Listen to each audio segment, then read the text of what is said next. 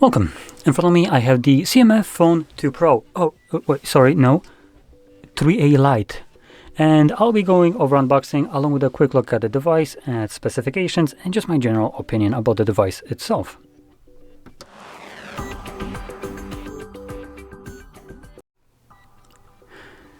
Okay, so let's just start off with the unboxing. We have a typical nice kind of unboxing right here, just a single little tab that you pull off easily, doesn't rip throughout, and then you can pop it open. Okay, so welcome to nothing. Well, isn't this exciting? No, you already made an exciting product and this ain't it. Now, wow, we don't even get paperwork here. Now we have a clear silicone case right here. Okay. Get the phone itself. Oh, there is paperwork, I believe, under.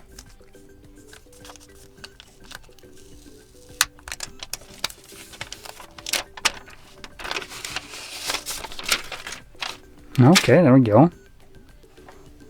It looks nice. Got our Type-C to Type-C cable. Now, this is the nothing. So, supposedly they're keeping the nicer looking Type-C cables, or cables generally, for this brand, not the CMF. So why the shit is this just a typical cable then? Literally, Carl literally said it himself, which is the CEO of the company. So I'm confused.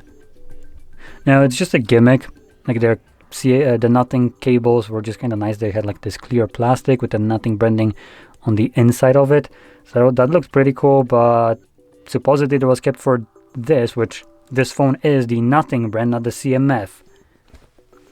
Where is it?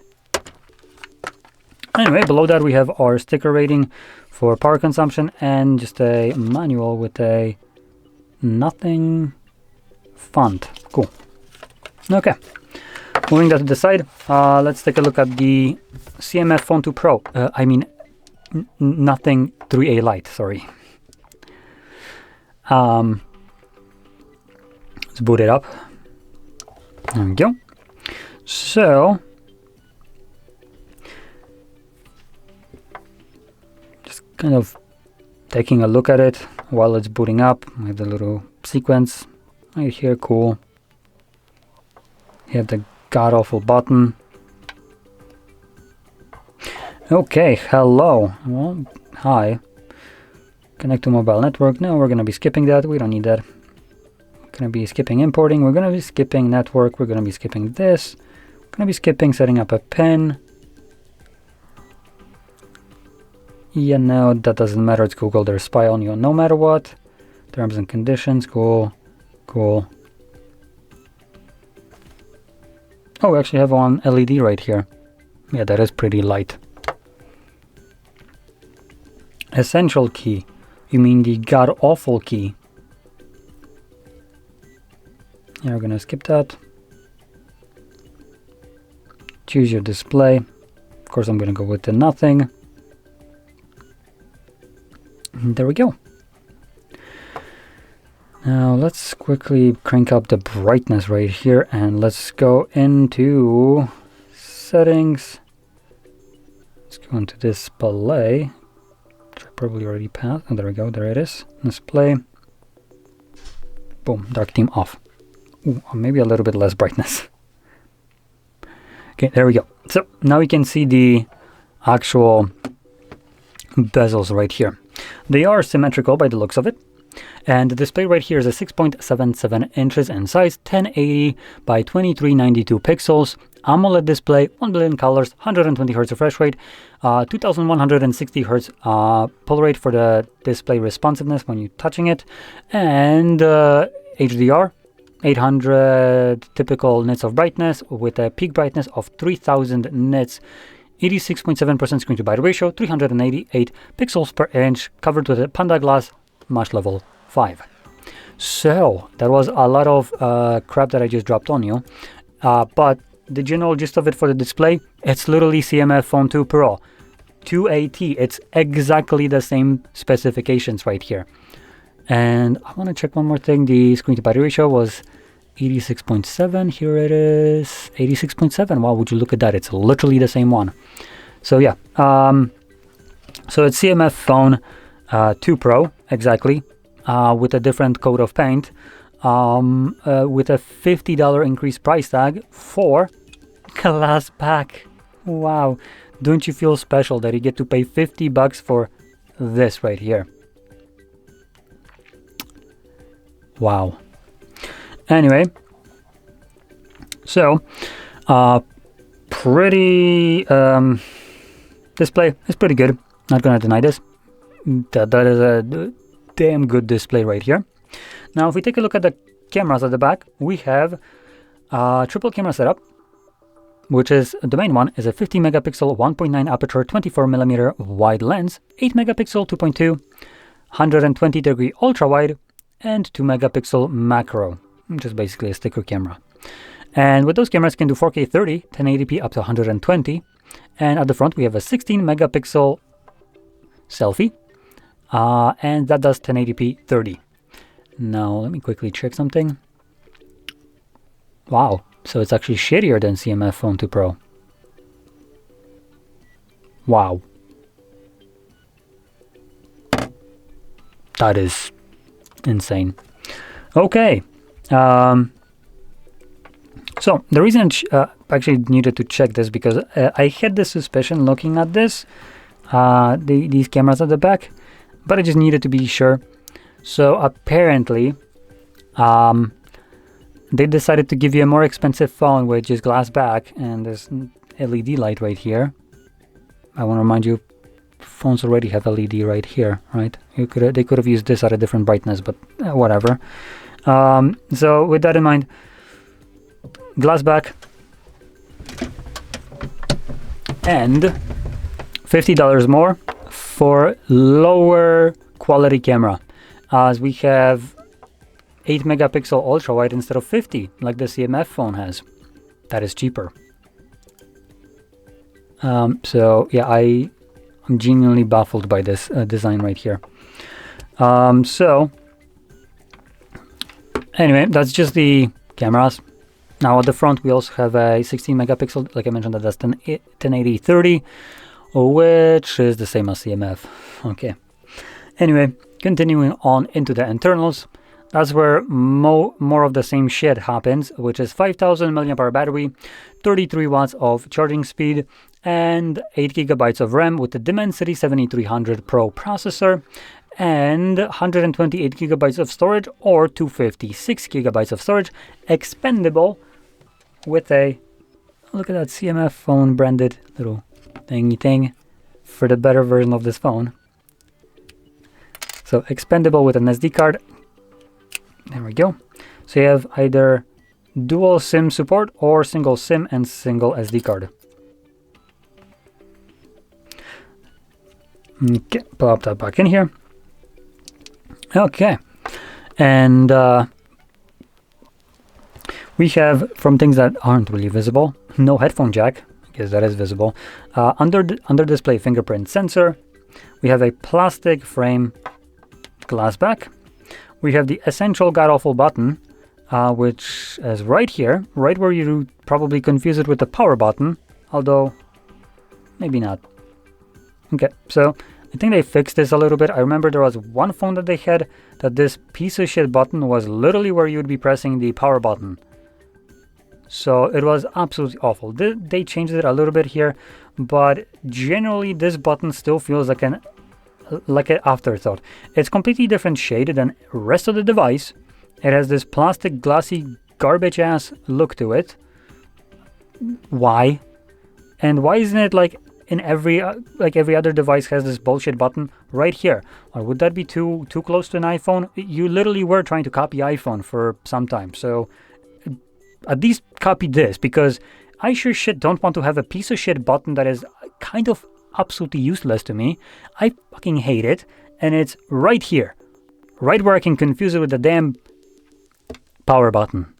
Well, isn't that great? I just captured a screenshot or did something cool, or I launched some bullshit, whatever. So it is absolutely awful. I hated this with a passion. Could have been right here where I wouldn't be mistakenly pressing it, but no, it had to be right here, essentially providing nothing. See, I can enter my essential space. Ooh, wow, what it does. It records voice, takes quick memos and screenshots. Wow, how fantastic. Wow, so I can do all of that already. I didn't need an absolute dogshit button for that. I hate this.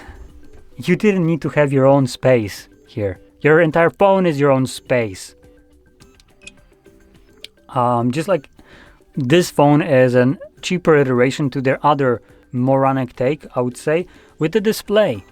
So they put a display at the back, glyph one. Ooh, the phone costs nearly a flagship level. It isn't good enough, and they basically put a shitty display right here for you to do what glyphs did. Now glyphs had some kind of usage because they just looked unique. This is a display. If I gotta look at display for notifications, I might as well just flip the fucking thing over and see this notifications right here on the big display. That is much better, much higher quality. I don't need some over addition to the device that had no purpose. Here they just basically kept, instead of the display, just a tiny little dot right here that does the same thing as previously glyph did. It's just much minimal, offering you much less compared to the glyph. So it is just generally a downgrade. And for some reason it seems like CMF, nothing as a company has been kind of unsure what the hell they want to do, or they're trying to break into the higher end market. In either case, they're not doing it too well with phones like this, I would say, because they have already created phone that is better than this and cheaper. So why in my right mind would I ever go for this? Most people use their phones for cameras and obviously day-to-day usage. For day-to-day usage, it's exactly as the CMF Phone 2 Pro. For cameras though, it's a downgrade. Why would I pick this? Just because there's a tiny effing LED at the back right here? I don't give two shits about this. What I care about is phone taking good photos, and you failed here. So I am kind of confused with this phone. Now it includes a case in the box, which is, I guess, good. I think the CMF Phone didn't have one, but could be wrong. I don't really remember. So in general, it's a more expensive device that offers nothing more and actually less than what the better version of this phone that has existed for half a year already offers, defeating the purpose of its existence. Like, why spend resources on this? Did the CMF Phone 3A didn't sell too well, so you literally took that one and just changed the back, removed the display and called it a day? But then honestly, it's almost exact same thing the back is as the CMF Phone 2 Pro, just made out of glass and with different shade of color. So just to kind of showcase this, just bring it up.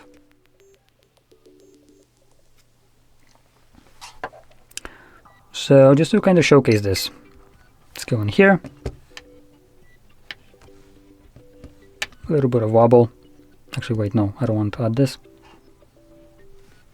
No thanks.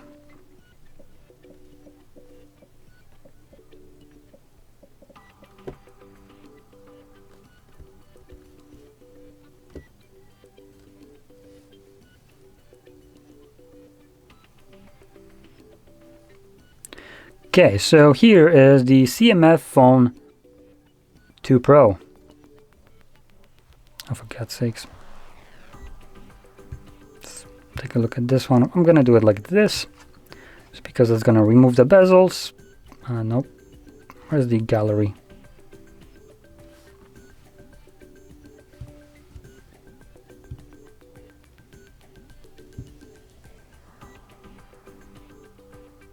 So here is the CMF Phone 2 Pro.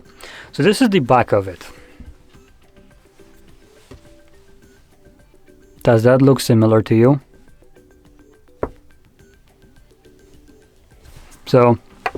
You have a flash with a bit more flare with the macro camera, which pay attention to where this macro and the flash is. Boom. If you add that silver thing right here, it's the same thing. 2 cameras right here, 2 cameras right here as well, symmetrically. Even the offset is about the same. So it's literally the same phone, just instead of removable back cover and this little knobby that you can add additional accessories to using it. Why did the camera close? Anyway, instead of that, you get glass back. You get this, which is already kind of nasty with fingerprints, which is kind of a downside, I would say. So I think I prefer the CMF phone just because it doesn't attract fingerprints as easily. So yeah, you get this. Cool. You get the little red dot. You get this little thingy, nothing, and yeah, you get nothing. That's what you get. So in general, if you're gonna pick up this device, don't pick up the CMF Phone 2 Pro. It literally has everything the same, and it costs less. And even though it came out about half a year ago, it's running the same processor, same display, same battery, same charging speed, same amount of RAM plus storage, better cameras, same display, and yeah, it's just going to be better, cheaper device. That's basically what it boils down to. And just because it was released half a year ago, actually still provides it with the same kind of major Android upgrades up to 3 years, just like this one, and both of them come with Android 15. So you also don't lose on Android upgradability either. You get literally everything with a smaller price tag from the same brand. I'm confused why this exists. Please, Carol, maybe leave a comment below. I am curious. Why make this device? I am absolutely just confused beyond belief. Why make a more expensive thing of the thing that you already made without changing anything in it? So yeah, that's about it. Actually, wait, no, there's one more thing that I wanted to check out.